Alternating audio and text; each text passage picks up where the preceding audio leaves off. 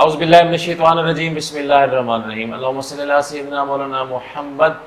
طب القلوب و دوائها وعافیت الابدان و شفائها و نور الابصار و ضیائها و علی و صحابی دائما ابدا۔ معزز ناظرین، واصل نمبر سینٹر کے ساتھ آپ کا میزبان حاضر خدمت ہے۔ آج ہم بات کریں گے کہ لوگ بے ہوش کیوں ہوتے ہیں، ان کو غشی کیوں ہوتی ہے، یعنی فینٹنگ پر آج گفتگو ہوگی۔ معزز ناظرین، غشی کے جو اسباب ہیں ان میں جو سب سے اہم بات ہے وہ یہ ہے کہ عضلات کے اندر جو طاقت ہوتی ہے، اور وہ جو طاقت ہے وہ قوت ارادی کے ساتھ منسوب ہے۔ اگر انسان کی قوت ارادی کم ہو جاتی ہے اور جزوی طور پر یا مکمل طور پر اگر بندہ بے ہوش ہوتا ہے تو اس کو غشی کہتے ہیں، یعنی عضلات کی طاقت اور قوت ارادی کا ختم ہو جانا اور اس کے جو مابعد اثرات ہیں اس کو غشی سے منسوب کیا جاتا ہے۔ جو مزاجی اسباب ہیں، کانسٹیٹیوشنل کازز کے علاوہ خون اور دیگر جتنے بھی سیالات باڈی کے اندر ہیں، جتنے بھی مائع ہیں، ان کے ختم ہو جانے سے جو کمزوری پیدا ہوتی ہے یا جذباتی خلل ہوتے ہیں، صدمہ ہوتا ہے، اچانک خوشی ملتی ہے، اچانک بری خبر ملتی ہے،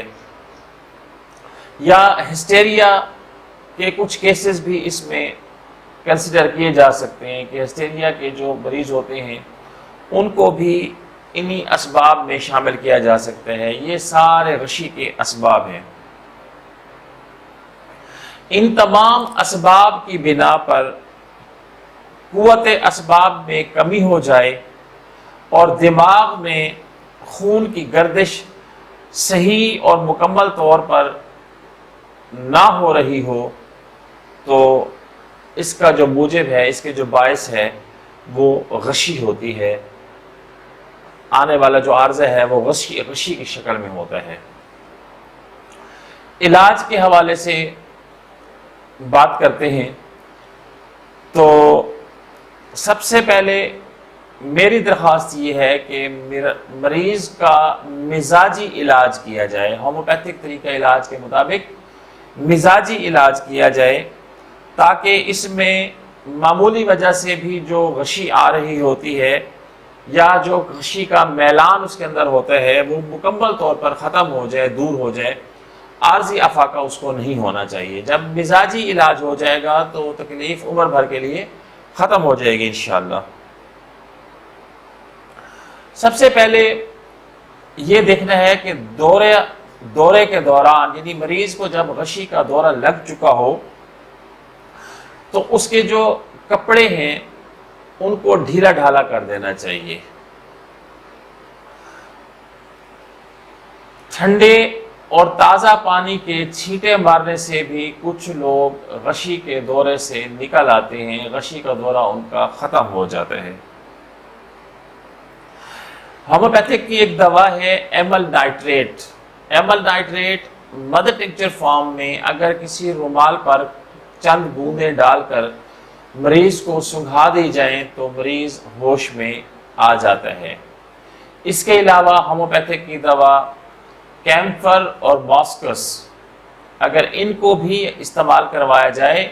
تو خاطر خواہ نتائج آنا شروع ہو جاتے ہیں۔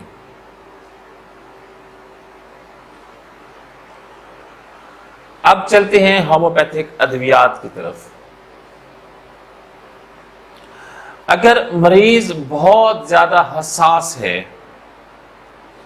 اور خوف کی وجہ سے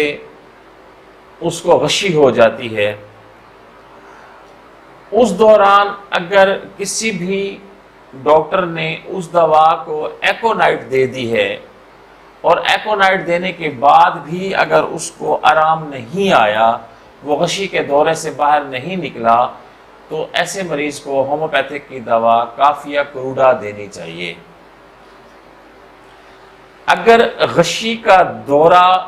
طویل ہے، طوالت اختیار کر گیا ہے، اور طوالت اختیار کرنے کے بعد جب ہوش آتا ہے تو مریض کو از حد نقاہت ہوتی ہے، کمزوری ہوتی ہے، جسم ٹھنڈا ہوتا ہے، اور مریض کی جلد اگر نیلی ہو جاتی ہے تو ایسے مریضوں کو ہومیوپیتھک کی دوا ہائیڈروسیانک ایسڈ دینی چاہیے، یہ مریض ٹھیک ہو جاتے ہیں۔ مریضوں کے مختلف علامات آ رہی ہوتی ہیں۔ اگر غشی کے دوران، دورے کے دوران علامت ایسی ملتی ہے کہ مریض اپنے دانتوں کو بھینچ لیتا ہے، جیسے مردے کے دانت ہوتے ہیں، اور حرکت بھی محسوس نہ ہو اور نبض بھی محسوس نہ ہو، نبض نامعلوم ہو جائے، اور سانس میں بھی کوئی خاطر خواہ رہنمائی نہ مل رہی ہو، تو ایسے مریضوں کو ہومیوپیتھک کی دوا لیکسس دینی چاہیے، یہ مریض غشی کے دورے سے باہر آ جائیں گے۔ کچھ مریض ہوتے ہیں جن کی قوت ارادی بہت زیادہ مضبوط ہوتی ہے، اور کچھ کی قوت ارادی انتہائی حساس ہوتی ہے، اور جو آسانی سے غش کھا جاتے ہیں، یا ہر چھوٹی چھوٹی بات پر غش کھا جانے کی ان کو رغبت ہوتی ہے، شدید غصہ ہوتا ہے، اور شدید خفگی برہمی کا اظہار کر رہے ہوتے ہیں، اور لڑائی جھگڑے کی طرف ان کی طبیعت کا میلان تیزی سے ہوتا ہے، اور وہ فوراً پھر غش بھی کھا جاتے ہیں، تو ایسے مریضوں کو ہومیوپیتھک کی دوا ماسکس دینی چاہیے، یہ ٹھیک ہو جاتے ہیں۔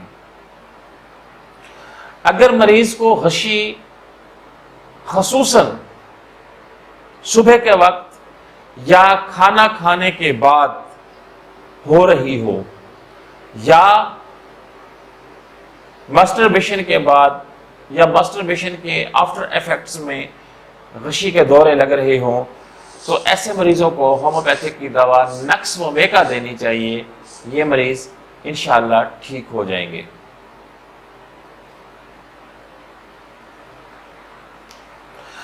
اگر مریض کو غشی ہو لیکن اس کی کوئی خاطر خواہ وجوہات سامنے نہ آ رہی ہوں، کوئی رہنما کن علامات اگر نہیں ملتی ہیں اور مریض بے ہوش ہے، تو ایسے مریضوں کو نقص ماسکاٹا دینی چاہیے، یہ مریض ٹھیک ہو جائیں گے۔ کھانا کھانے کے بعد ہونے والی غشی، یعنی مریض کھانا کھاتا ہے اور کھانا کھانے کے بعد اس کو غشی کا میلان ہو جاتا ہے، غشی کی طرف چلا جاتا ہے، اور اگر نقص و میکا دینے سے اس کا یہ دورہ ختم نہیں ہوتا، تو ایسے مریضوں کے لیے ہومیوپیتھک کی دوا فاسفورک ایسڈ ہے، یہ دینی چاہیے، یہ مریض جلدی ٹھیک ہو جاتے ہیں۔ کچھ مریض ایسے ہوتے ہیں جو زیادہ دیر کھڑے نہیں ہو سکتے، یعنی اگر کسی کو زیادہ دیر کھڑے رہنے پر مجبور کیا جائے تو وہ غش کھا جاتے ہیں، تو ایسے مریضوں کو ایلومینیم دینی چاہیے، یہ مریض ٹھیک ہو جاتے ہیں۔ اور کچھ مریض ایسے ہوتے ہیں جو زیادہ دیر بیٹھ نہیں سکتے، زیادہ دیر بیٹھنے کی وجہ سے اگر غشی کے دورے لگتے ہیں، تو ایسے مریضوں کو ہومیوپیتھک کی دوا کاربوویج دینی چاہیے، کاربوویج سے یہ مریض جلدی ٹھیک ہو جاتے ہیں۔ اگر چوٹ لگنے کی وجہ سے غشی کے دورے آ رہے ہیں تو ہومیوپیتھک کی دوا آرنیکا استعمال کرنی چاہیے، مریض ٹھیک ہو جاتا ہے۔ اور ایک ایسی دوا ہومیوپیتھک کی جو غشی کے دوروں کے لیے انتہائی حیران کن نتائج دیتی ہے، اس کی علامات، میں اس کو غشی کے دوروں کی بڑی دوا بھی کہتا ہوں، اس کی علامات ایسے ہوتی ہیں کہ مریض جذباتی ہوتا ہے، اور معمولی سی محنت بھی اس سے برداشت نہیں ہوتی، اس کو ابکائیاں آتی ہیں، اور پخانہ کرنے پر اس کو انتہائی زور لگانا پڑتا ہے، اور بستر میں پہلو بدلنے سے یا کسی اور وجہ سے اگر غشی آ جاتی ہے تو ایسے مریضوں کو ہومیوپیتھک کی دوا وینیٹرم البم دینی چاہیے، یہ مریض ٹھیک ہو جاتے ہیں۔ نکسیر آنے سے، نکسیر کی وجہ سے، خون زیادہ ضائع ہو جانے کی وجہ سے اگر غشی آ جاتی ہے تو ایسے مریض کو ہومیوپیتھک کی دوا کروکس استعمال کروانی چاہیے، یہ مریض ٹھیک ہو جائیں گے۔ عارضہ قلب کی وجہ سے اگر غشی کے دورے آ رہے ہیں